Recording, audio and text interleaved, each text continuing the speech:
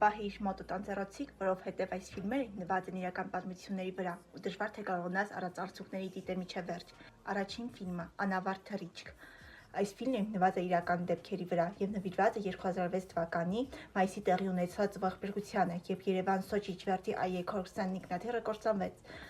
Նա երիտասարդ բռնցքամարտիկ էր, իսկ նա բալետի ուսանող, ում կյանքը վերահսկում են խիստ հարուցնողները, նրանց հարաբերությունները կարծես արդեն դատապարտված են, իսկ ինքնաթիռի ողբերգությունը դառնում է պատմության ցավալի, բայց խորհրդանշական ավարտը։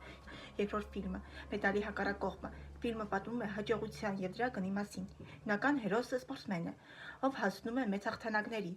բայց այդ ճանապարհին կորցնում է շատ կարևոր բաներ՝ ընկերություն, վստահություն և երբեմն նույնիսկ իրեն։ Ֆիլմը ցույց է տալիս, որ մեդալները միշտ ունեն երկու կողմ՝ հաղթանակ ու դրա հետևում թաքնված դժվարությունները։ Երրորդ ֆիլմը՝ Կյանք ու կռիվ։ Ֆիլմը պատմում է մի խումբ ընկերների մասին, որոնց կյանքը կտրուկ փոխվում է պատերազմից սկսվելուց հետո։